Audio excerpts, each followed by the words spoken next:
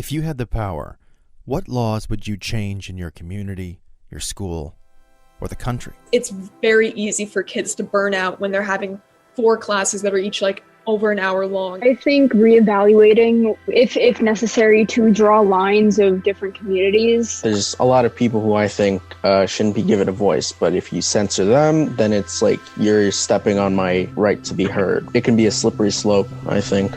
This is Clara, Rachel, and Ed. They're students who participate in the Inquiring Minds Institute in New York.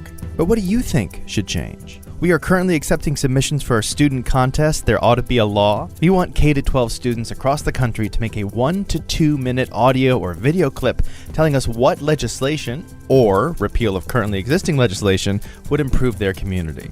The deadline is March 31st. You can read all about it at civics101podcast.org/contest. Submit! Okay, on with the show. Civics 101 is supported in part by the Corporation for Public Broadcasting. Hello, Civics 101 listeners. Nick Capodice here. Hannah McCarthy here. And today we are bringing you yet another installment of Civics Shorts. A bite-sized refresher on the U.S. Constitution. It's created with middle schoolers in mind, That all ages can enjoy. Woo! By gum, I'll stand on my constitutional rights. You know, just saying that made me think. Do I really know what my constitutional rights are? Do I really know what the Constitution is? I'm Jackie. I'm Christina. Today on Civics 101 Shorts, we are talking about the Constitution of the United States. Pull out your pocket-sized Constitution and let's get crack-a-lackin'. Our problems, gentlemen, originate from a government that is no more than a mere contract, resting only on the good faith of the individual states. A government too weak to solve our common problems is a government too weak to preserve our union and our liberties. The year was 1787, and we're at the State House in Philadelphia. It's a meeting of the ultimate old boys club. The Constitutional Convention, the Con. Very different from Comic-Con. Although some of the founders did wear wigs, too. My wig has an unfortunate odor. Can I borrow someone's wig powder? It was a whole 11 years after the United States had declared independence from Britain, and 4 years since they won the Revolutionary War. The law of the land at that point was the Articles of Confederation. Article 4. The better to secure and perpetuate mutual friendship and intercourse among the people of the different states of this union. The national government was made intentionally weak. All of the power lay with the states.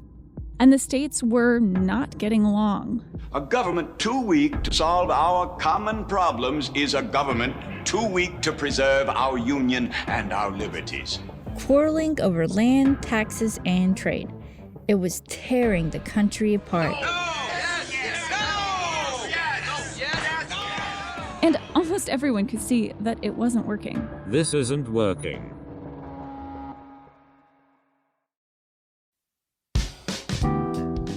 So the who's who in baby America gathered in Philadelphia. Men like James Madison, Alexander Hamilton, and Benjamin Franklin. My friends call me Electric Benny. George Washington presided over the gathering. We shall now open discussion on that clause in the Virginia Plan. Almost everything I've read about the convention mentions how hot it was in there, and probably stinky. My wig smells like cheese. So many people were cranky. Do I understand Mr. Randolph to call for the complete overthrow of the state governments? No, certainly not, Mr. Patterson. Soon after they began, the convention decided to scrap the Articles of Confederation and start again. This time with a stronger national government.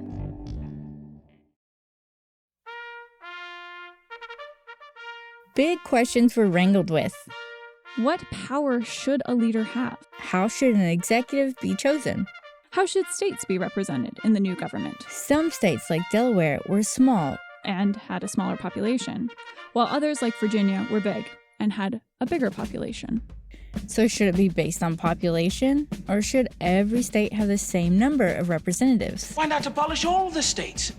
Let us take a map and divide our states into equal areas with equal representation for each area. The solution is what's known as the Great Compromise. It called for 2 houses of Congress.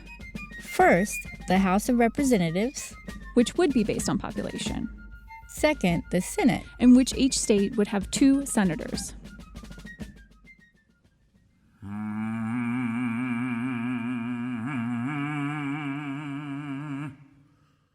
White supremacy was baked into the Constitution. An abominable compromise was also made, the 3/5 compromise, which counted each enslaved person as only 3/5 of a human being.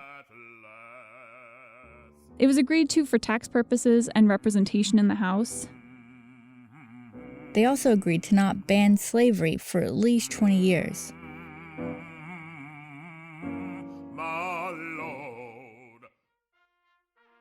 The men used bits and bobs from already existing documents. The original Virginia Plan, the Articles of Confederation, the Magna Carta, and the philosophy of John Locke. They finally hammered out a final draft. Take it away, Captain James T. Kirk. We, the people of the United States, in order to form a more perfect union, establish justice, ensure domestic tranquility, provide for the common defense, promote the general welfare, and secure the blessings of liberty to ourselves and our posterity, to ordain and establish this Constitution. The Constitution established the 3 branches of government: the legislative, executive, and judicial branches. 39 delegates signed the document.